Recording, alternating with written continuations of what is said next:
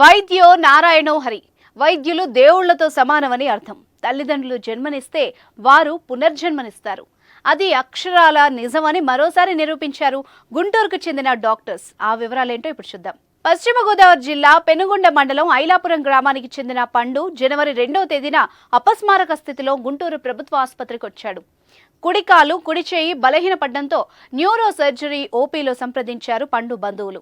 Neuro surgery వైద్యులు వివిధ పరీక్షలు చేసి ఎడమ వైపు మెదడులో, కుడి వైపున కాలు చేయి పనిచేసే మోటార్ కార్టెక్స్ భాగంలో కణితున్నట్టుగా గుర్తించారు. గజం కేవలం 500 రూపాయలతో 1210 గజాల భూమి కేవలం 6 లక్షలు మాత్రమే. అత్యంత సున్నిత భాగంలో ఉన్న ఆ కణితిని ఆపరేషన్ ద్వారా తొలగించాలని నిర్ణయించారు. ఈ ఆపరేషన్ చేయడం వల్ల పూర్తిగా కణితిని తొలగించే ప్రక్రియలో కుడి కాలు, చెయ్యి పూర్తిగా చచ్చుబడిపోయే అవకాశం ఉంటుందని వైద్యులు భావించారు. ఇక ఈ ఆపరేషన్ చేయాలంటే రోగి మెలకువగా ఉండి కదులుతున్నప్పుడు మాత్రమే ఆపరేషన్ చేయాలని గుర్తించారు. మెలకువగా ఉంటూ డాక్టర్లు చెప్పినట్టు కదిలించేందుకు పండు ముందుకొస్తానని చెప్పాడు.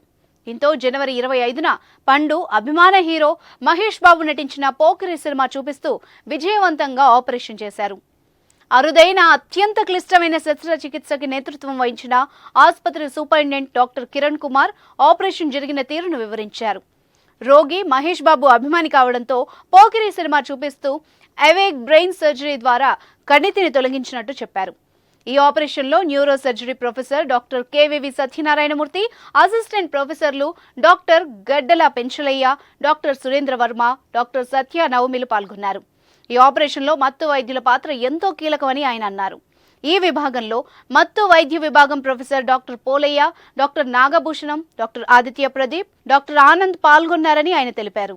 ఆపరేషన్ తర్వాత రోగికి ఎలాంటి ఇబ్బందులు లేకపోవడంతో పూర్తిగా కోలుకున్న తర్వాత డిశ్చార్జ్ చేస్తామని ఆయన అన్నారు. రోగి కాలు, చెయ్యి బలహీనత పూర్తిగా తగ్గిపోయి సంపూర్ణంగా ఉన్నారన్నారు. అవేక్ సర్జరీ ఆపరేషన్ చేస్తుండగా పేషెంట్తో వైద్యులు మాట్లాడుతూ అవయవాలను రోగిని కదపమని చెబుతూ సాధారణమైన బ్రెయిన్ మ్యాటర్ దెబ్బతినకుండా ఆపరేషన్ చేయడానికి వీలైందని ఆయన తెలిపారు. ఈ ఆపరేషన్ రాష్ట్రంలో ఏ ప్రభుత్వ ఆసుపత్రిలో ఎక్కడా జరగలేదని, తొలిసారిగా గుంటూరు ప్రభుత్వ ఆసుపత్రిలో జరగడం గర్వకారణమని ఆయన అన్నారు.